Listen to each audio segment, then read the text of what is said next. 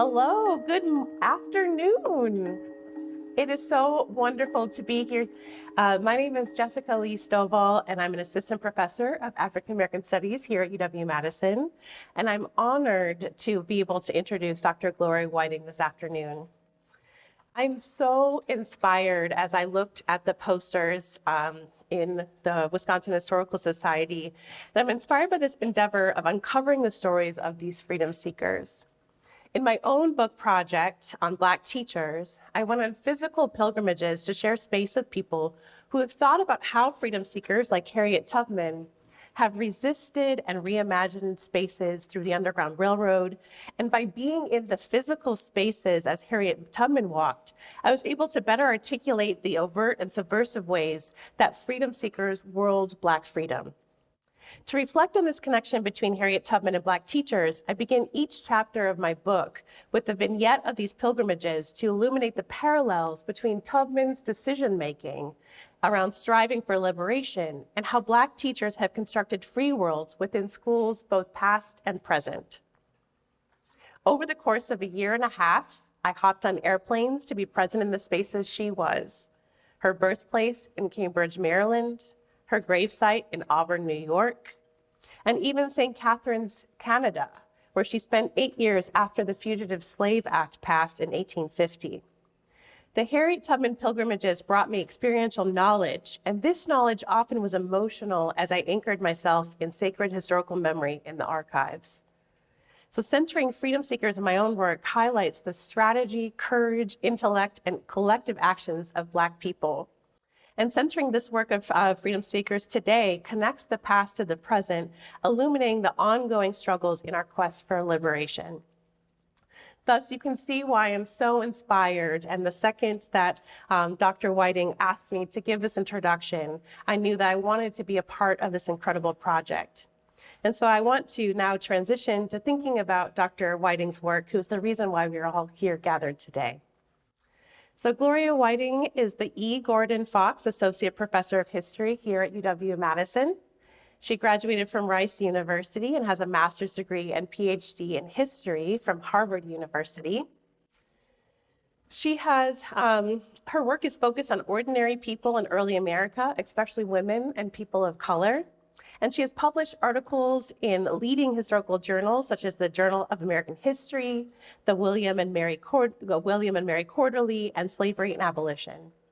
Her article, Race, Slavery, and the Problem of Numbers in Early New England, received the 2021 William Nelson Cromwell Foundation Prize for Best Article in American Legal History by an early career scholar.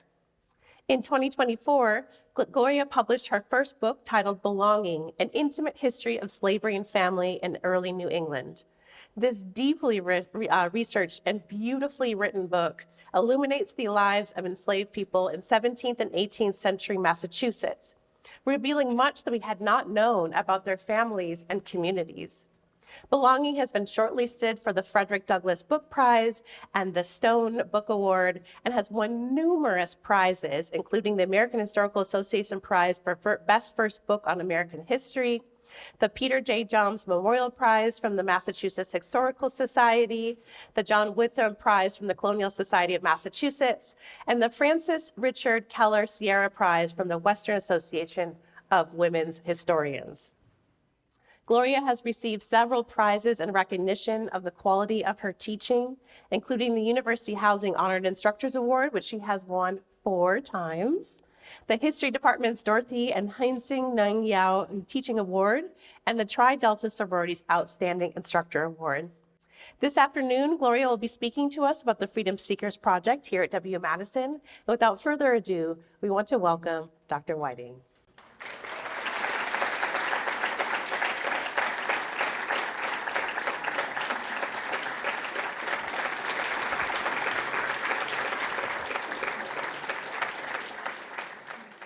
I wanted to thank Professor Stovall first for such a generous introduction. And Professor Stovall plans to watch this keynote when PBS broadcasts it. Thank you, PBS, because at the moment she has to run to a prior engagement. It's a fundraising event for a freedom school that she is working to open for the benefit of Madison youth. So as I begin this presentation on people who sought freedom in the 18th century, the fact that Professor Stovall is organizing a freedom school in 2026 is an important reminder that the pursuit of freedom for those suffering from racism and prejudice is a theme echoing through the centuries of American history. The story did not end in the Revolutionary era. Before I go any further, I want to pause to thank the supporters and partners of the symposium and the Freedom Seekers project at its heart. Thank you also to the undergraduate interns who have worked on this project. And I want to give a special thanks to Clarissa Brown, Annika Feinsilver, Sarah Ortenzio, Mia Pyle, and Ria Yanubari, who just presented their work at the poster exhibition in the lobby. And a big thanks to the other members of the Freedom Seekers team, Antonio Bly, Simon Newman, and Billy Smith. Likewise, the scholars who make up the Freedom Seekers Advisory Board. And I wanted to conclude by offering my gratitude to Isaac Lee and Jesse Gant, our fabulous graduate project assistants. It's very humbling to have to be the beneficiary of the support of so many folks and organizations. But now, what I'm here to do tonight is something pretty simple. I'm here to tell you stories. Along the way, I will share about a project that I've been working on for the last 5 years titled Freedom Seekers, Stories of Black Liberation in the American Revolutionary Era and beyond. This is a story about slavery, independence, and the American Revolution, and of course, about stories. I've called this talk the keynote of the Freedom Seekers Symposium here at UW. I've called it a storytelling lecture. And I should be honest with you at the outset that I have never given such a lecture. I've never even heard such a lecture. So this is a little bit new, but I thought this would be the perfect format for tonight. So I will tell you 4 stories. The people at the heart of these stories have much in common. All of African descent, they were enslaved in North America during the 18th century. And at great personal risk, they fled from their enslavers. They were, to use the term that our project uses, freedom seekers. Of course, as you'll see, these people were also quite different from one another. And their bold stance for freedom led to widely divergent outcomes. Some stories you might find inspiring, others heartbreaking. All, I expect, will make you uncomfortable, at least at points. But that is something that good history and good storytelling are wont to do. So I will open our time today with a story about Pompey Fleet. It is a story that traces its origins to a fragment in the archive, a newspaper advertisement 2 paragraphs long. I started with this advertisement, which describes a man who, in Boston in 1774, broke out of jail. The jail here is called the Bridewell. From this advertisement, I worked to build the story of a life. And I'm going to share with you that story. When Pompey Fleet was born in the year 1745, his mother Venus could scarcely have imagined the course that her child would chart in life.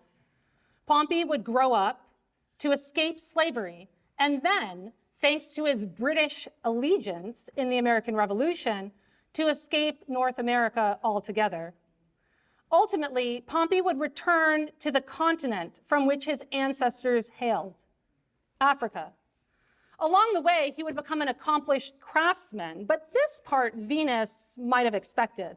Pompey's father, a man who went by the name Peter Fleet, was a gifted woodcut artist who helped run the printing enterprise of Thomas Fleet, the man who held the family in bondage. Peter would train Pompey and his younger brother Caesar in a bustling shop located just steps from Boston's State House. The boys were, in the words of one onlooker, brought up to work at press and case. That is, they were brought up to use printing equipment. And they became highly capable as print hands, so capable, in fact, that when their father and enslaver died, one after another, in midsummer 1758, the shop was able to chug along without interruption. Pompey was just 13 at the time. Caesar, 10. Pompey came of age in that print shop. Stooped and ink smeared, he worked from the gray of dawn to evening candlelight, setting type, inking it, and pressing sheets of paper onto it. Days bled into each other, one to the next, like the ink on a page, but not Mondays. Tasked with delivering the past week's news to all the readers in town, Pompey experienced on Mondays the freedom of the streets rather than the confinement of the shop. The young printer traversed every inch of Boston with his papers in tow, making his way from Captain Greenough's shipyard in the town's north end to Windmill Point on the town's southern tip. Not surprisingly, Pompey became acquainted with Bostonians of all sorts. As his enslavers put it, the man came to be well known around town. Taking advantage of his Monday independence, Pompey began to cultivate a relationship with a woman named Chloe Short. Over time, their relationship became serious. In 1773, 15 years after his father's passing, Pompey, who was still enslaved, and Chloe, who was free, filed with Boston's town clerk an intention to marry. But an actual marriage did not follow the intention. At least there's no record that one did. Pompey's enslavers, Thomas's sons, appear to have thought little of Chloe. Did they try to stand in the way of the union? Possibly. Something, at any rate, brought Pompey into intense conflict with the fleets around the time his relationship with Chloe was blossoming, and his enslavers responded harshly. They committed the man to Boston's Bridewell, a prison-like institution in town. Pompey, though, was not so easily subdued. He managed to escape from the Bridewell, and his enslavers, incensed, advertised for him in their newspaper. Lately broke out of the Bridewell, they wrote, a sturdy, well-set Negro fellow, about 27 years of age, well known in town by the name of Pomp Fleet. Even though Pompey was well known, the printers described him carefully in an effort to ensure his capture. Pompey stood about 5 feet 6 inches high, and he had had the smallpox, the marks of which appear very distinct in his face, being much darker than the other parts of his skin, they wrote.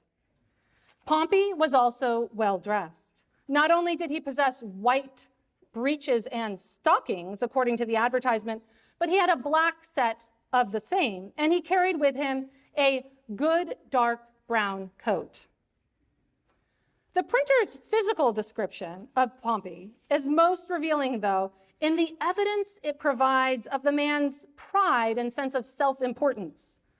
Pompey's enslavers reported that he often has his wool dressed in the macaroni taste. Some Black men in the 18th century combed their hair up, bunching it high over their forehead. And Pompey fused this inclination with an of-the-moment trend. The macaroni style emerged in North America in the 1770s when wealthy English colonists began to imitate the exaggerated pompadours of Italians, building the foretop of their toupees ever higher. Pompey must have been highly fashion conscious to incorporate the practice so speedily and to execute it with such flair. Perhaps the frustrated printers shortened Pompey's name to Pomp in their account of his escape in order to poke fun of the man, his new style, and the spectacle of fashion that he had become. No matter, Pompey was doubtless growing comfortable with their censure. He had chosen a partner they scorned. They referred to her as a wench, whom he calls his wife. Then he had committed an infraction they deemed worthy of incarceration. And finally, he had tested their patience and displayed his own cunning by breaking out of the bridewell. Pompey's defiance, though, had only begun. If the fleets repossessed the audacious man after his 1774 escape, it was not for long. Pompey joined the British forces at the outbreak of the Revolutionary War, and he evacuated Boston with them in March of 1776. Together, they went to New York City, which was at this point a bastion of British power and royalist sentiment.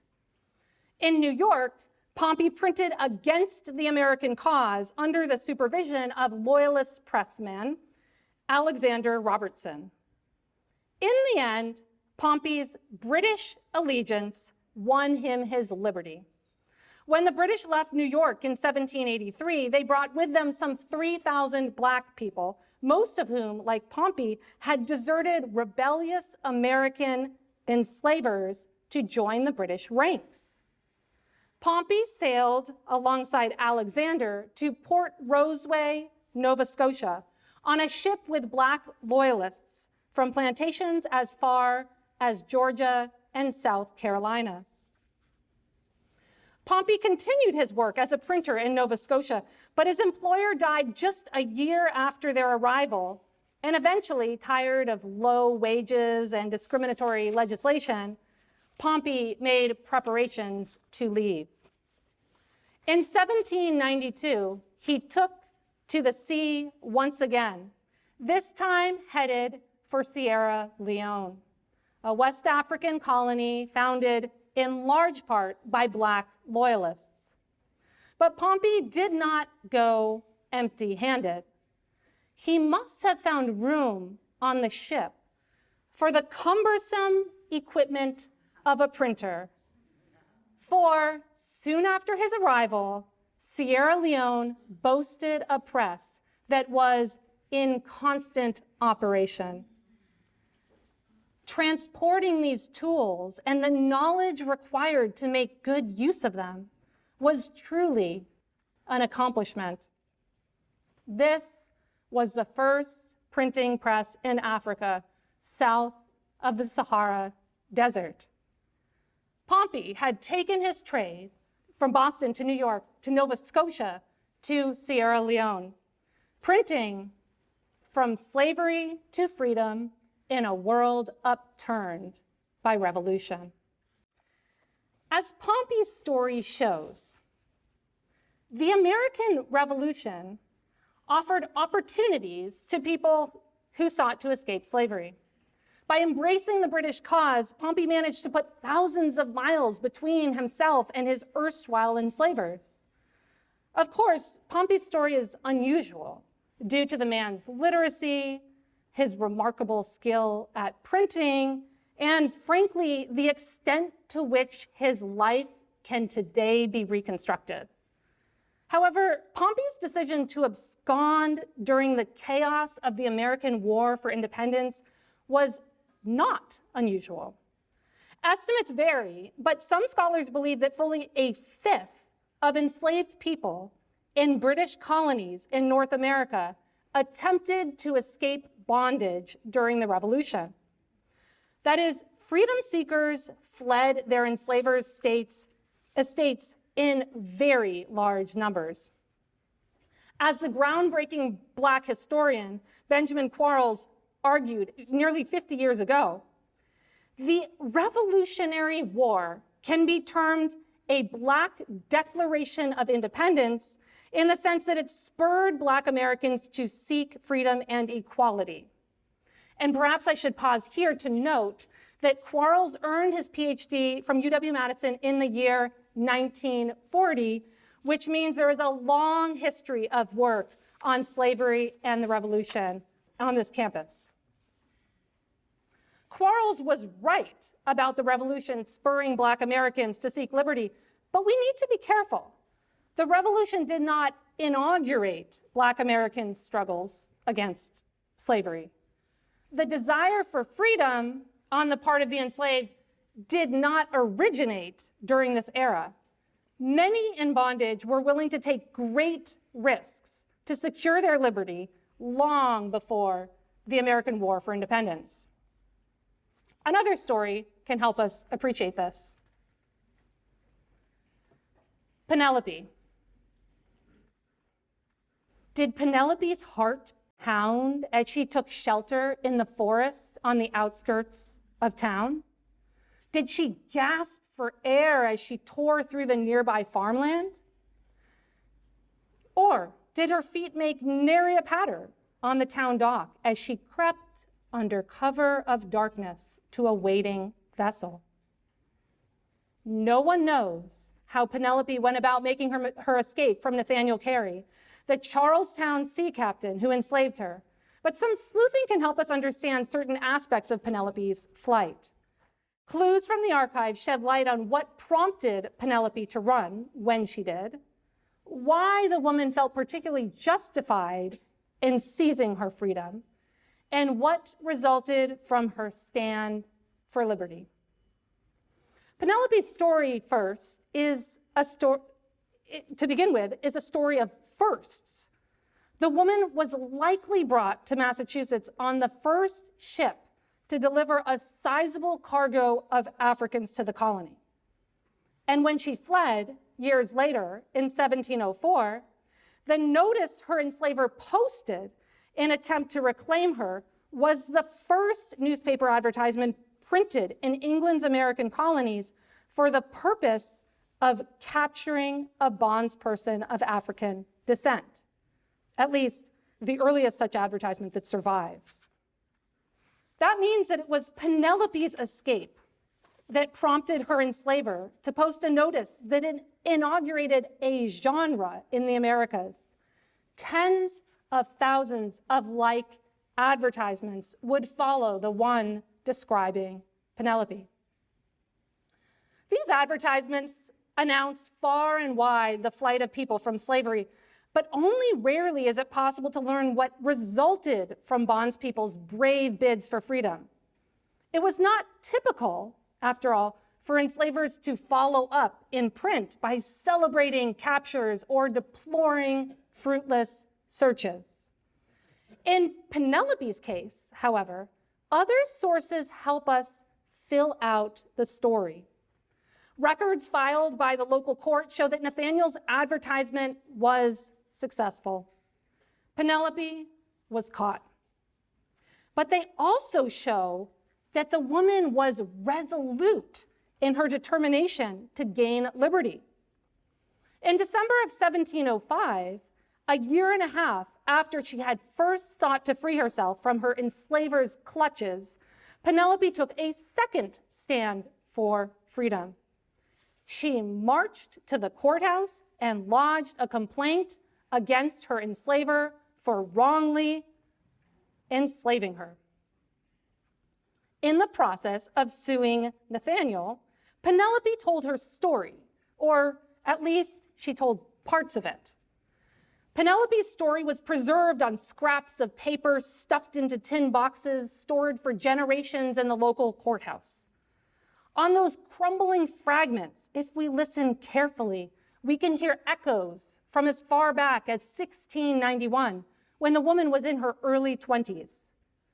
Penelope, by this time, had developed an intimate relationship with a free man of African descent named Thomas Sungo, who was determined both to marry her and to liberate her. Thomas had allies in this quest.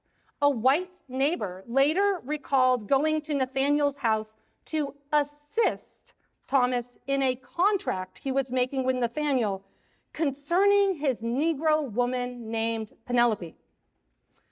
Thomas agreed in this contract to apprentice himself to Nathaniel for 4 years.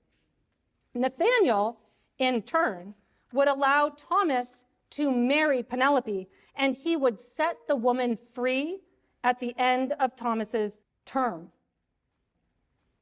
Any children Penelope bore during the 4 years of the contract would be required to labor for Nathaniel for a time, and that time is actually not specified in the records that exist. But it is clear in those records that those children would not become chattel slaves. So the agreement had some benefits, but it also had downsides. For instance, as Thomas's neighbor put it, Thomas would have no advantage with respect to the freedom of his intended wife if he should serve 3 years and 3/4. When Thomas pointed this out to Nathaniel, though, the enslaver stated that he was not willing to consider any other terms. Persuaded that there was no alternative, Thomas complied with Nathaniel's demands.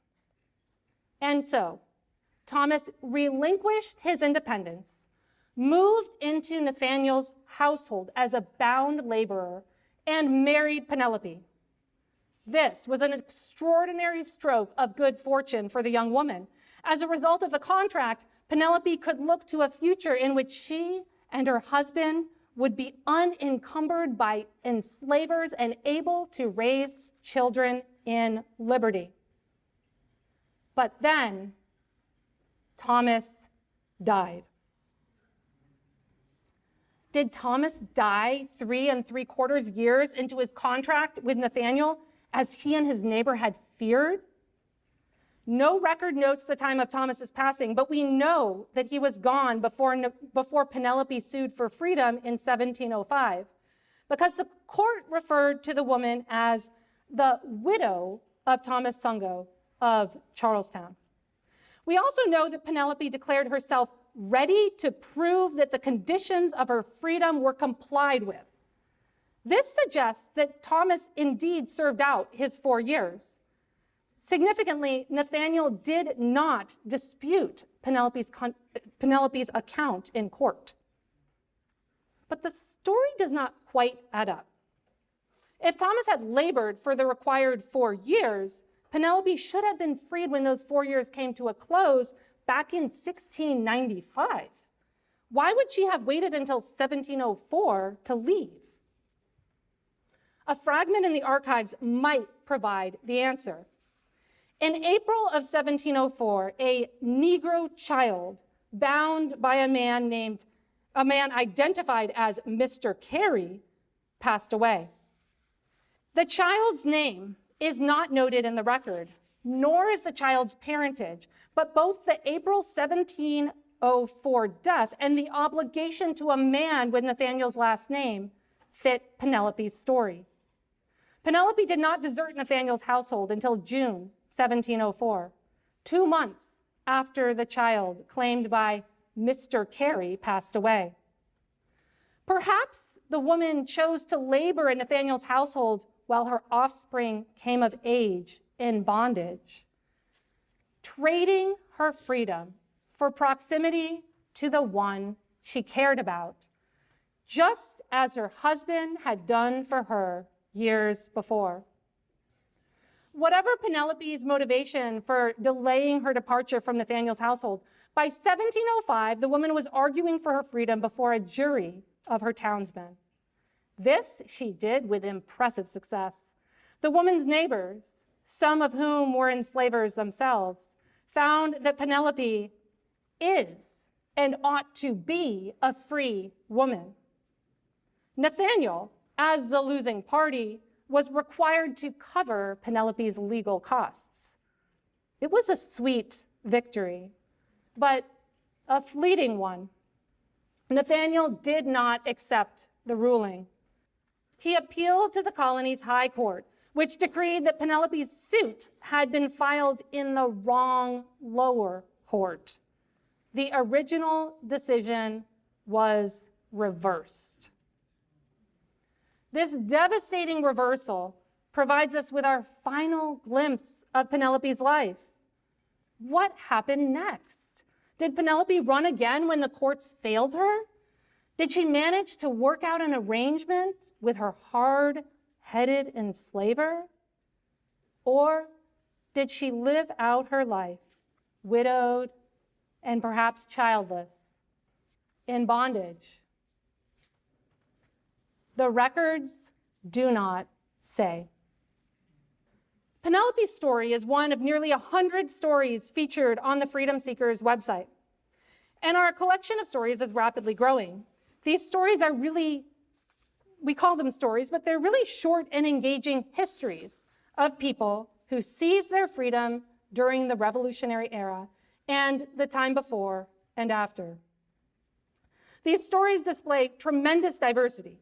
Just consider, for instance, how starkly Penelope's story diverges from Pompey Fleet's.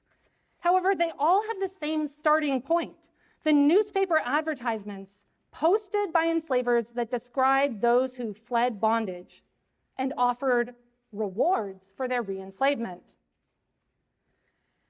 These advertisements, which exist in the archives in tens of thousands, are troubling historical sources, as they reduce fully formed lives to a few dozen words formulated by aggrieved enslavers. They never contain as much information as researchers might wish, and their tone is invariably disrespectful. But the Freedom Seekers Project works to transcend the limitations of these advertisements.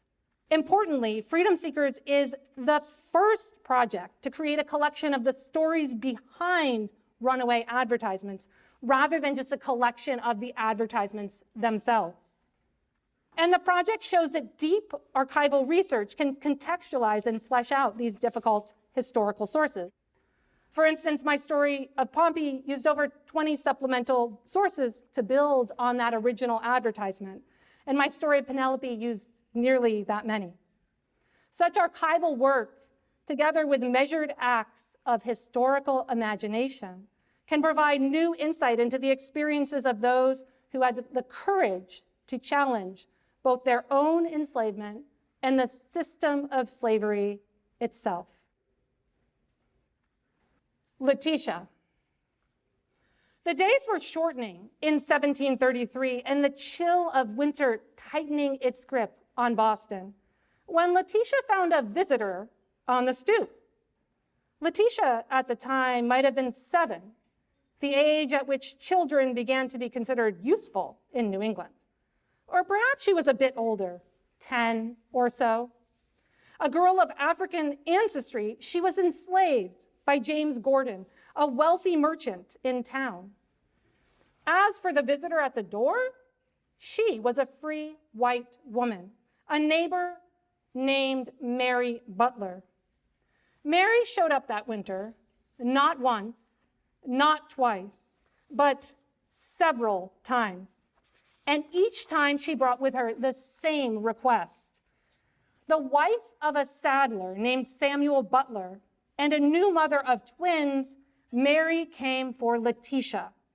Again and again, she asked James' wife to let her have her Negro girl Letitia to serve her.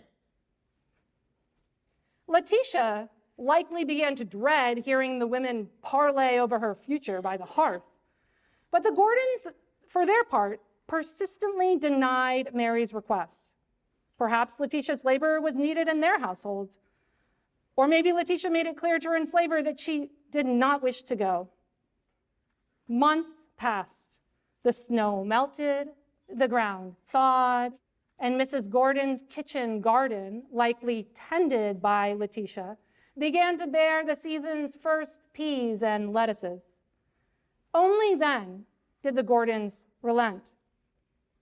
In June of 1734, Letitia bade farewell to Prince and Affie, companions of African descent who worked alongside her in the Gordon home, and she went to serve the Butlers. Within 2 years, however, Letitia was back, as the Gordons and the Butlers could not agree on how much money ought to be paid for her labor. Then, a year and a half after that, James sent Letitia away again, this time, according to the bill of sale, for good. Letitia was sold to a Boston shopkeeper named John Wass. She was still referred to as a girl in the document that deeded her to John, but now she was an older one, perhaps between 12 and 15 years of age. And she had become valuable as values were reckoned in slave trading societies. James pocketed 120 pounds from the transaction, a sum that exceeded the average price paid for grown men in the region. Was Letitia especially physically attractive, unusually hardworking, literate, and capable of helping to run John's shop? Perhaps she had developed a robust suite of domestic skills while working for the saddler's wife. Whatever the reason, John was willing to pay dearly to bring Letitia to his household. John's household, however, was not one in which Letitia wished to live. Eventually, Letitia left. Hers was not an escape shrouded in mystery. John knew precisely where she had gone. Consider the advertisement he posted in April 1739 in an attempt to reclaim her. Besides stating Letitia's name and describing her as a Negro girl, it mentioned only one other bit of information about her, that she was bought of Mr. James Gordon. The elaborate descriptions which fill freedom seeker notices of clothing, appearances, mannerisms, skills, origins, and linguistic capabilities. These are missing entirely. John needed to do just one thing in order to ensure Letitia's capture: associate the girl with James. For Letitia had returned to the Gordons. Determined to punish the Gordons for the girl's escape, the angry shopkeeper soon filed a lawsuit against James. John claimed that he had lost Letitia and James had found her, speaking about the girl as if she were an object that had been misplaced, or perhaps an ignorant beast, a cow that had strayed from the herd, or a sheep that had lost its way. But Letitia, for her part, knew exactly where she was. She had lived in Boston for at least the past 6 years, and she was intimately familiar with the neighborhood.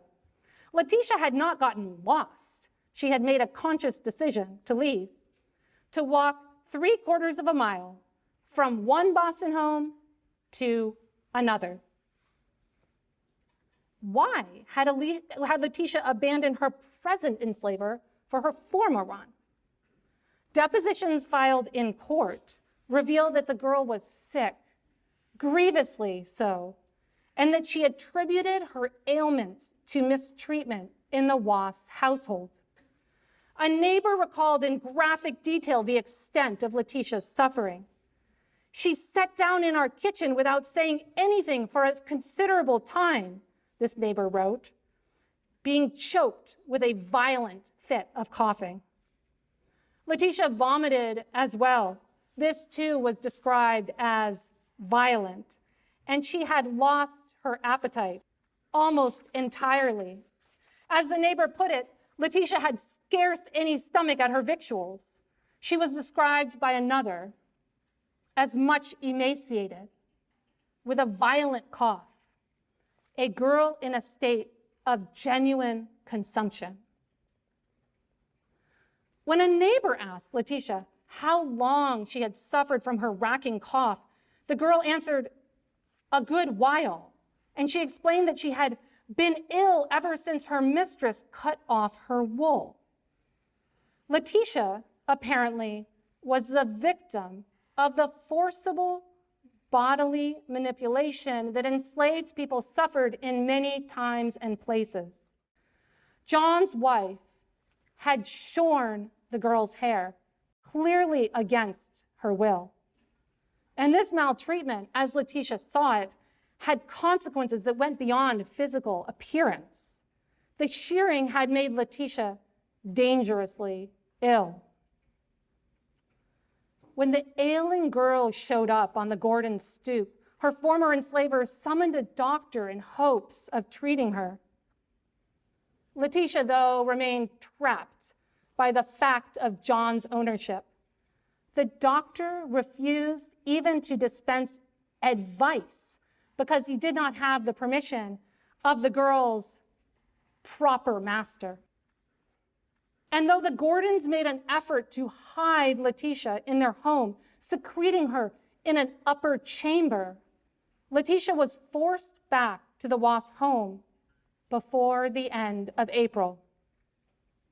A heartbreaking deposition recalled that the girl was afraid to go in upon her return and that her old comrade, Prince, had to beg John on Letitia's behalf not to beat her for absconding. Head shorn, lungs bloodied, and body wasted, Letitia did not live long in the Wass household.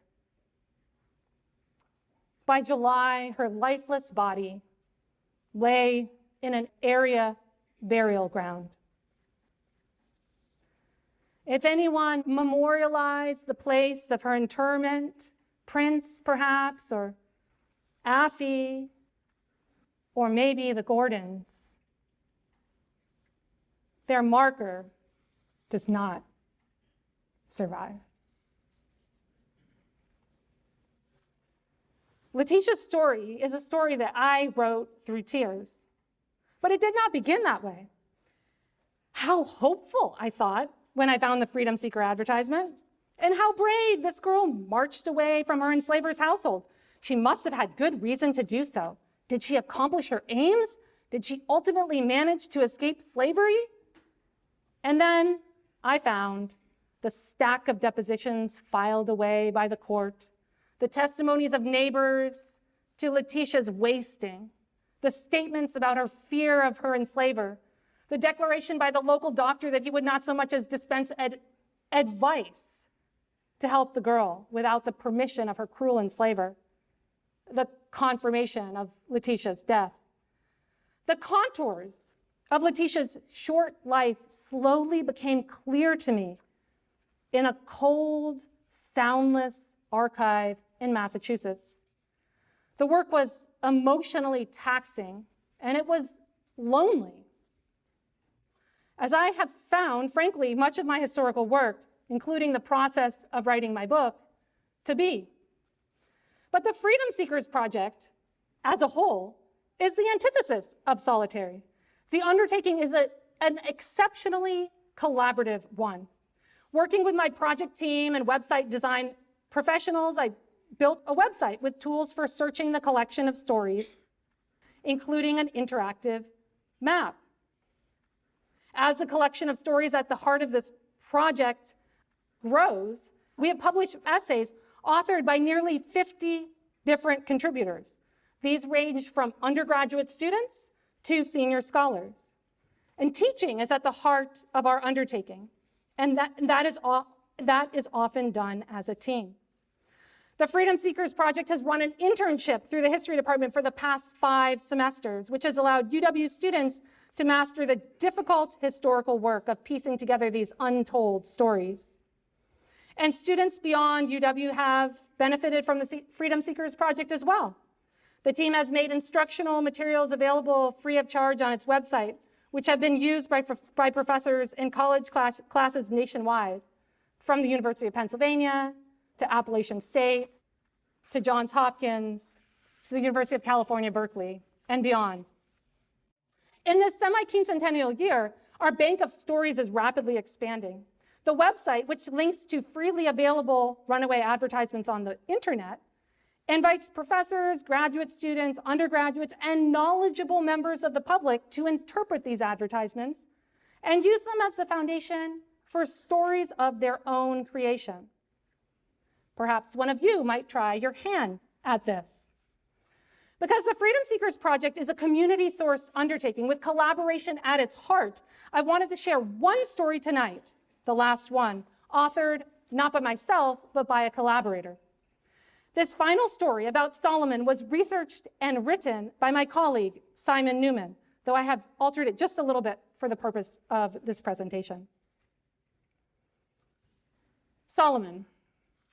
Solomon was as driven by a determination to live in freedom as were Patrick Henry and Thomas Jefferson, but he was not necessarily inspired by their rhetoric about liberty. Born and raised in Africa, Solomon had been in North America only a short time when his relentless drive to be free made itself manifest. In his first 2 years in North America, Solomon escaped twice, but we know little about these escapes. Solomon escaped for the third time in June 1773. By the time his enslaver, Thomas Cockey, advertised for him in 1774, Solomon had been living on his own for about a year. As this was Solomon's third escape in only 3 years out of Africa, it is little wonder that Thomas described the young man as a cunningly crafty rogue who belied his innocent look. In his early 20s, Solomon was a saltwater man, meaning that he worked aboard ocean-going ships operating out of Baltimore. Of a middling size with a large head, he spoke pretty good English, especially considering his short time in the Americas. At the time Thomas posted this advertisement, Solomon apparently was living in Newcastle in Delaware, where he resided for a year or even longer.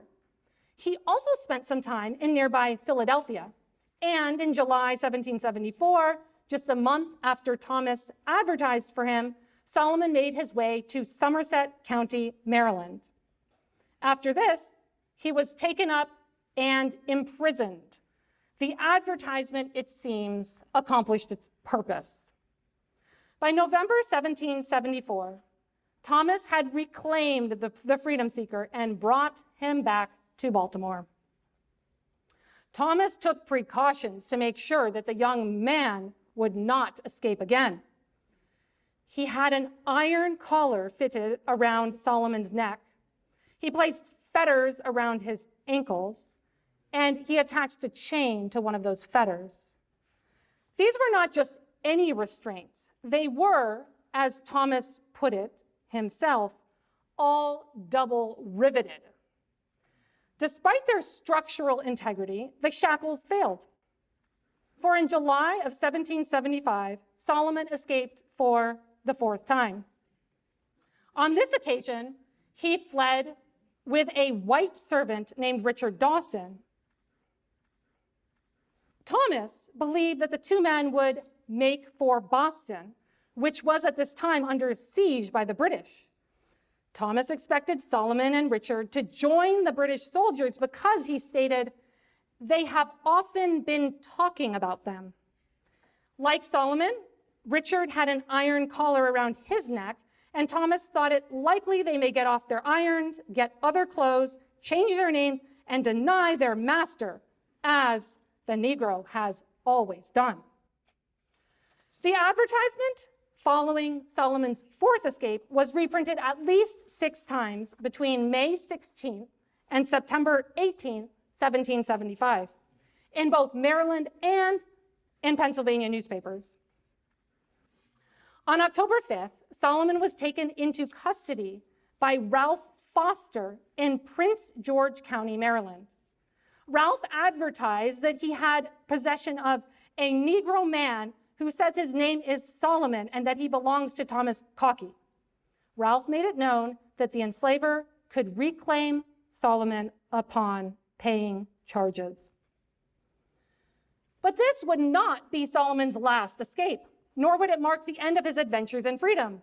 In the fall of 1776, he fled for a 5th time, when another enslaved man named Tooley escaped from Thomas in late September of 1778. The enslaver advertised for Tooley in the Maryland Journal, but also described Solomon, who had been absent for 2 years.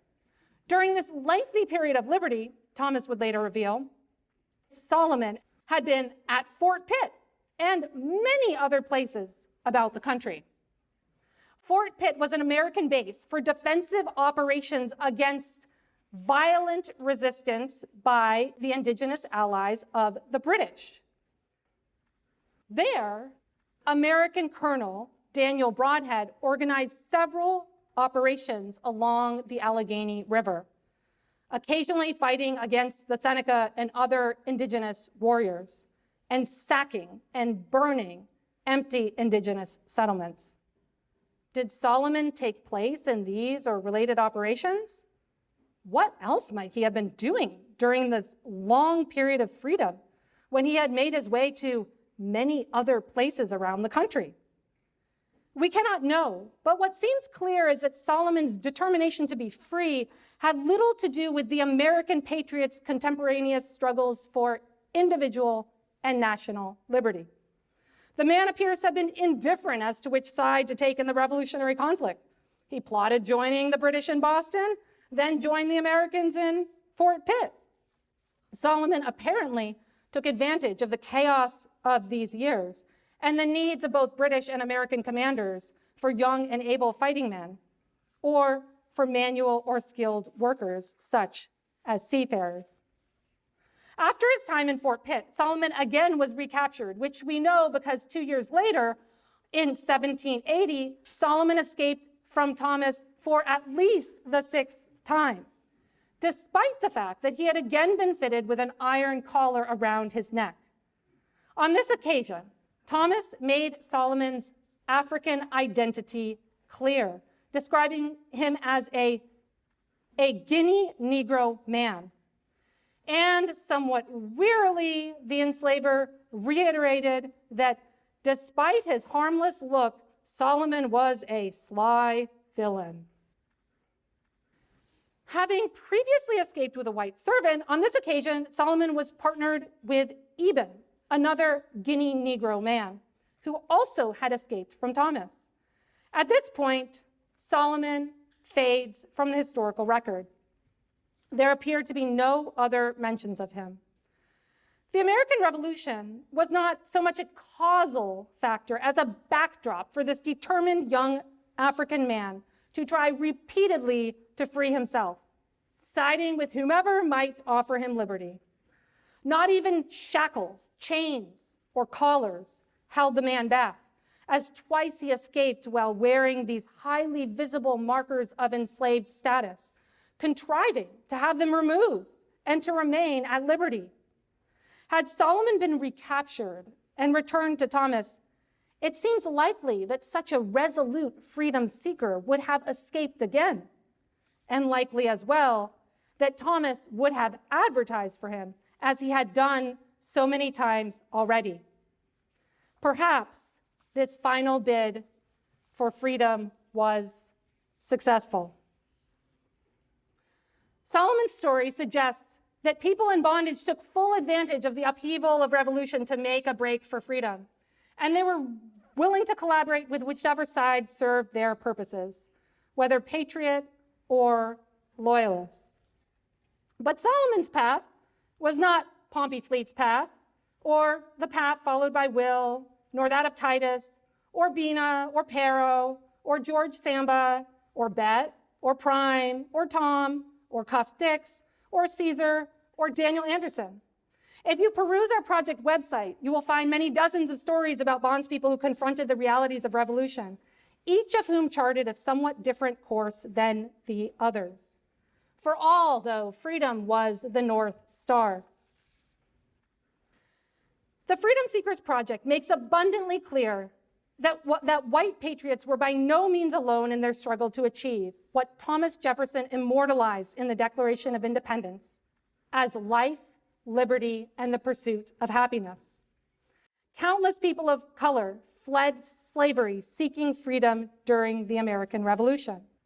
These brave stands for liberty were at once personal and political.